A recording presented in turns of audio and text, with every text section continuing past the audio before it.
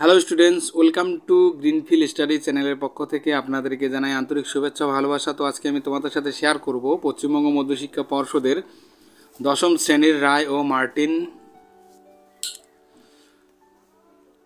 প্রশ্ন বিচিত্রা 2026। তো আজকে আমি যে পেজটি আলোচনা করব ইতিহাসের দ্বিতীয় পর্যায়ক্রমিক মূল্যায়নের 3 দাগের বেলদা প্রভাবতী বালিকা বিদ্যাপীঠ।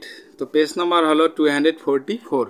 তো পুরো কোশ্চেনটি আমরা অ্যান্সার সহ আলোচনা করব। তো যারা চ্যানেলটিতে নতুন আছো অবশ্যই চ্যানেলটিকে সাবস্ক্রাইব করবে এবং বন্ধুদের মধ্যে শেয়ার করবে।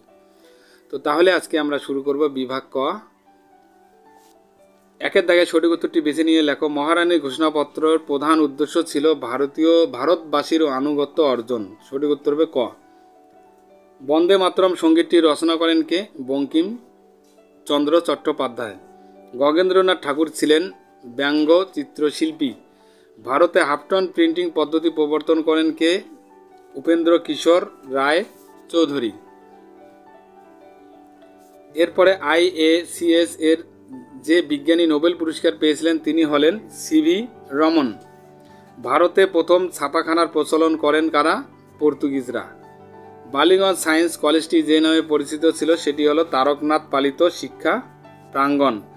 রেডিক্যাল ডেমোক্রেটিক দল প্রতিষ্ঠা করেন কে? মানবেন্দ্রনাথ রায়। রম্পা উপজাতির বিদ্রোহ হয়েছিল গোদাবরী উপত্যকায়।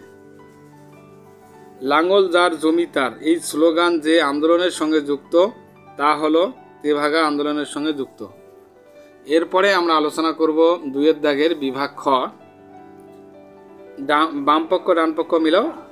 তো এখানে উইলিয়াম কেরি হবে ইতিহাসমালা, প্রসন্ন কুমার ঠাকুর হবে জাতীয় শিক্ষা, আর গোলাম হোসেন হবে ইনকলাব। এরপরে দেখো বিভাগ 2-2। তো এটা হলো মানচিত্র। তো মানচিত্র ভিডিওটি আমি দ্বিতীয় সাবমিটিভ এভলিউশনের যতগুলি কোশ্চেন আছে একটা ভিডিওর মাধ্যমে তোমাদের সাথে শেয়ার করব।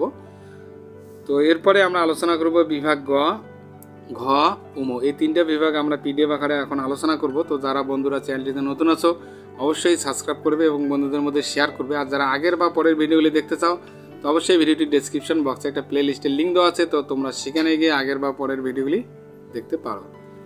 এরপরে আলোচনা করব বিভাগ গ। 2টি অথবা 3টি বাক্যে উত্তর দাও। শিক্ষিত বাঙালি সমাজের একটি অংশ কেন মহাবিদ্রোহের বিরোধিতা করেছিল? শিক্ষিত বাঙালিদের একটি অংশ ইংরেজি শিক্ষায় শিক্ষিত ছিল এবং তারা ব্রিটিশ শাসনের প্রতি অনুগত ছিল। তারা বিশ্বাস করত যে বিদ্রোহ ব্রিটিশ শাসনের স্থিতিশীলতা নষ্ট করবে এবং শিক্ষার সুযোগ ও চাকরির সম্ভাবনা কমাবে, ফলে তারা মহাবিদ্রোহের বিরোধিতা করে। 3-2 বাংলায় ছাপাখানার বিকাশে পঞ্চানন কর্মকারের ভূমিকা কী ছিল? পঞ্চানন কর্মকার একজন দক্ষ মুদ্রাক্ষর প্রস্তুতকারক ছিলেন।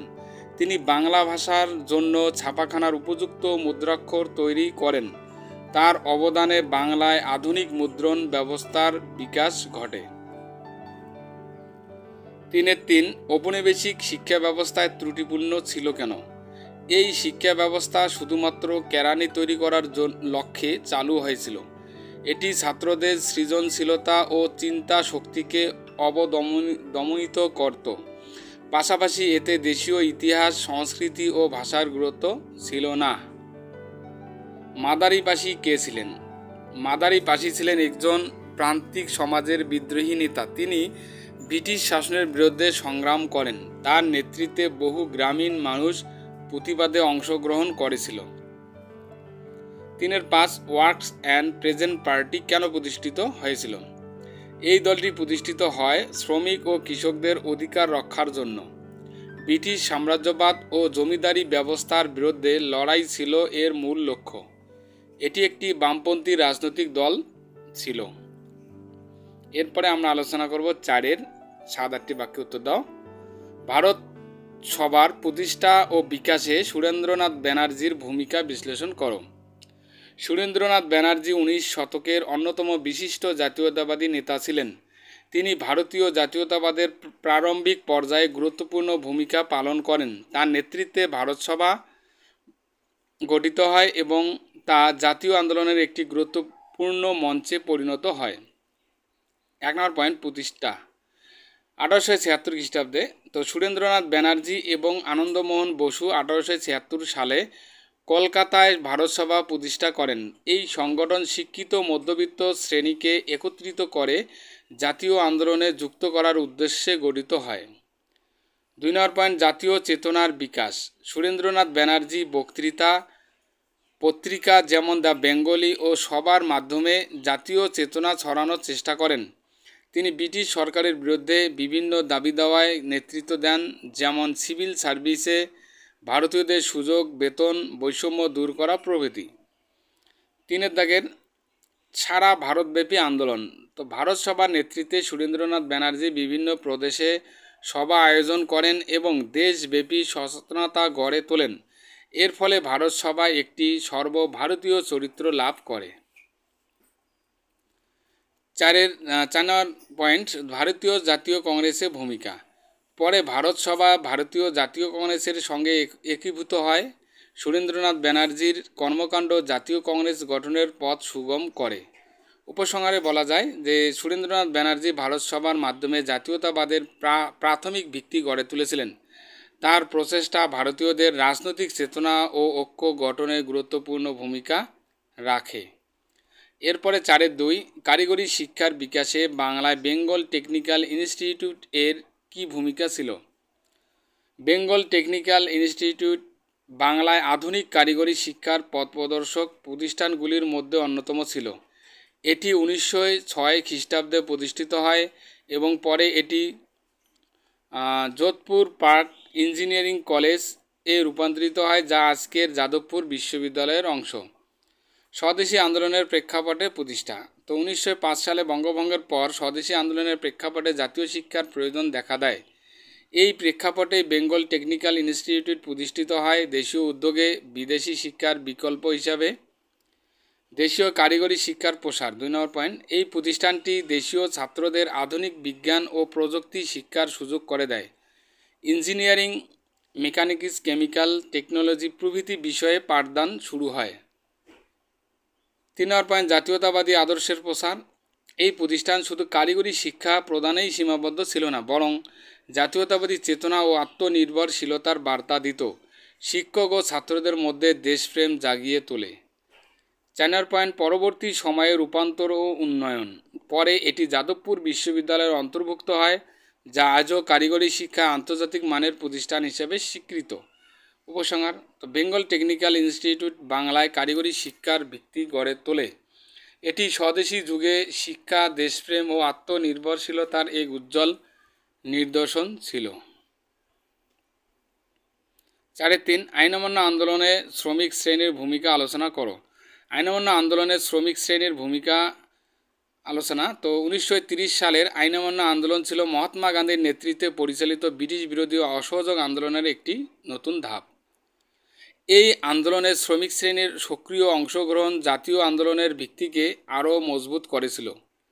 1 নম্বর পয়েন্ট, শ্রমিকদের সক্রিয় অংশগ্রহণ। আন্দোলনের সময় বহু শ্রমিক ধর্মঘট ও প্রতিবাদে অংশ নেয়। তারা কারখানায় কাজ বন্ধ করে আন্দোলনকে সমর্থন জানান, বিশেষ করে বোম্বে, কলকাতা, কানপুর, নাগপুর ইত্যাদি অঞ্চলে।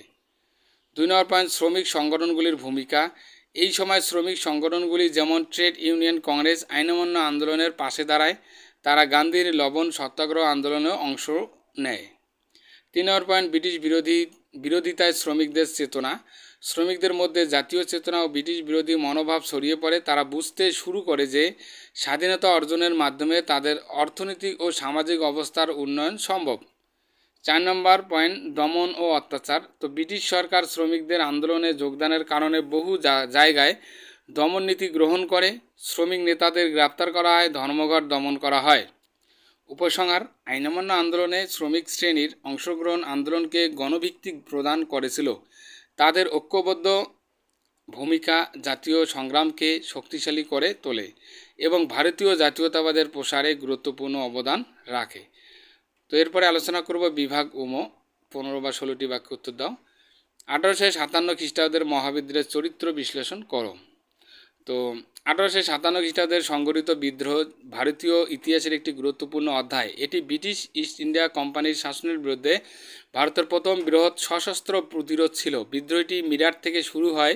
হয় দ্রুত দিল্লি, কানপুর, লখনৌ, ঝাঁসি, গোয়ালিয়র, বিহার এবং প্রভৃতি অঞ্চলে ছড়িয়ে পড়ে। এই বিদ্রোহের প্রকৃতি ও চরিত্র নিয়ে ইতিহাসবিদদের মধ্যে নানান বিতর্ক থাকলেও এটিকে এক বহুমাত্রিক বিদ্রোহ হিসেবে চিহ্নিত করা যায়। সামরিক বিদ্রোহ হিসেবে সূচনা। বিদ্রোহের সূচনায় মিরাটে সিপাহীদের মধ্যে এনফিল্ড রাইফেলের কার্তুজে গরু ও শূকরের চর্বি ব্যবহারের অভিযোগে হিন্দু মুসলিম সিপাহীদের ধর্মীয় অনুভূতিতে আঘাত লাগে।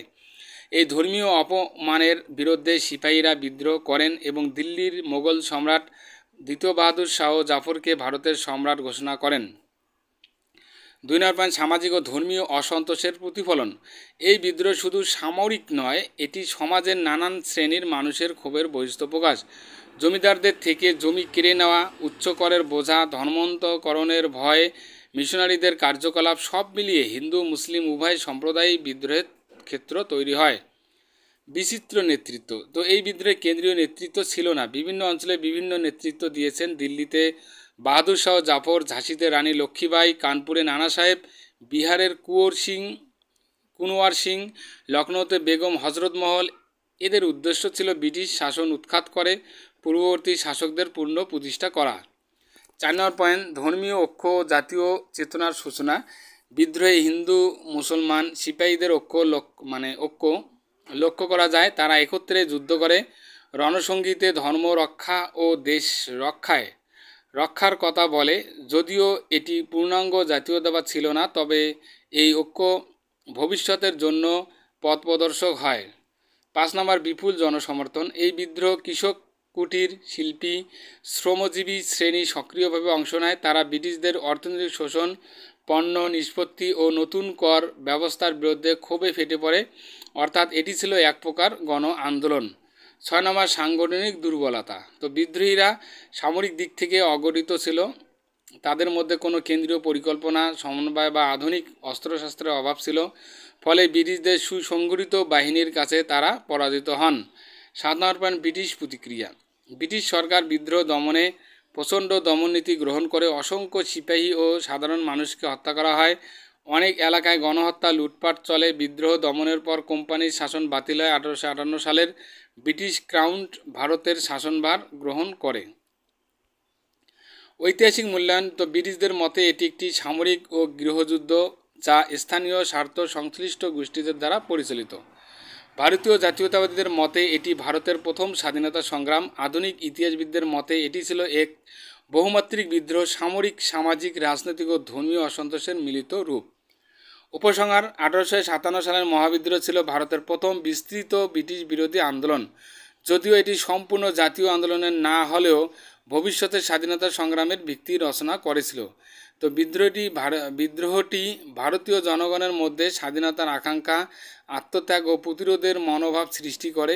এর মধ্য দিয়েই ভারতীয় জাতীয়তাবাদের বীজ বপন হয়, যা পরবর্তীকালে মহাত্মা গান্ধী, নেতাজি সুভাষচন্দ্র বসু ও অন্যান্য নেতাদের নেতৃত্বে স্বাধীনতা আন্দোলনের রূপ নেয়। এরপরে 5-2 রবীন্দ্রনাথ ঠাকুরের শিক্ষা, চিন্তা ও শান্তিনিকেতন ভাবনার সংক্ষিপ্ত পরিচয় দাও। রবীন্দ্রনাথ ঠাকুর ছিলেন একজন মহান কবি, দার্শনিক, সঙ্গীতজ্ঞ, সমাজ সংস্কারক এবং শিক্ষাবিদ। তার শিক্ষা চিন্তা ছিল অত্যন্ত আধুনিক, মানবিক এবং মানবতার প্রতি গভীর শ্রদ্ধাশীল। তিনি বিশ্বাস করতেন যে শিক্ষার মূল উদ্দেশ্য শুধুমাত্র তথ্য ও দক্ষতা প্রদান নয়, বরং মানবিক চরিত্র গঠন করা। রবীন্দ্রনাথের শিক্ষা, ভাবনা ও শান্তি নিকেতনের প্রতিষ্ঠা ছিল সমাজ ও শিক্ষা ক্ষেত্রে যুগান্তকারী পদক্ষেপ। রবীন্দ্রনাথের শিক্ষা চিন্তা। রবীন্দ্রনাথ ঠাকুরের মতে প্রকৃত শিক্ষা হলো জীবনের সকল দিক থেকে পূর্ণতা অর্জন করা এবং শিশুদের স্বাধীনভাবে চিন্তা করতে শেখানো। তিনি বিশ্বাস করতেন যে শিক্ষা শুধুমাত্র বইয়ের পাঠের মধ্যেই সীমাবদ্ধ থাকতে পারে না, বরং এটি জীবনের বাস্তব অভিজ্ঞতা থেকে আসতে হবে। তিনি শিশুকে তার চারপাশের প্রকৃতি ও সংস্কৃতির মাধ্যমে শিক্ষা দেওয়ার পক্ষে ছিলেন, যাতে তারা স্বাভাবিকভাবে মানুষের সমাজের সঙ্গে সংযুক্ত হতে পারে। শান্তিনিকেতনের ভাবনা। তো শান্তিনিকেতন প্রতিষ্ঠিত হয়েছিল রবীন্দ্রনাথ ঠাকুরের ভাবনায়। এটি একটি আন্তর্জাতিক বিদ্যালয় হিসাবে তার দৃষ্টিভঙ্গির প্রতিফলন ছিল, যেখানে ছাত্রদের শৃঙ্খলা, মনুষ্যত্ব ও মানবিক মূল্যবোধ শেখানো হতো। রবীন্দ্রনাথ শান্তি নিকেতন প্রতিষ্ঠা করেন 1921 সালে এবং এখানে শিক্ষা কেবলমাত্র আধ্যাত্মিক, সাংস্কৃতিক এবং মানবিক উন্নতির দিকে মনোনিবেশ করেছিল। শান্তিনিকেতনে প্রাকৃতিক পরিবেশের মধ্যে শিক্ষার উপকারিতা ছিল অগ্রাধিকার, যেখানে ছাত্ররা প্রকৃতি ও মানবতার সঙ্গে সংযুক্ত হয়ে নিজেদেরকে সমর্থন ও মূল্যবোধ গঠন করতে পারত। এরপরে উপসংহার, রবীন্দ্রনাথ ঠাকুরের শিক্ষা চিন্তা ছিল একটি মুক্ত, মুক্তিকামী, মানবিক এবং সৃজনশীল শিক্ষা ব্যবস্থা। তার শান্তিনিকেতনে ভাবনা শিক্ষার দুনিয়ায় একটি নবজাগরণের সূচনা করেছিল, যেখানে মানবিকতা, সৃজনশীলতা এবং প্রকৃতির প্রতি শ্রদ্ধা, ভালোবাসা কেন্দ্রিক ছিল। Thank you for watching my video.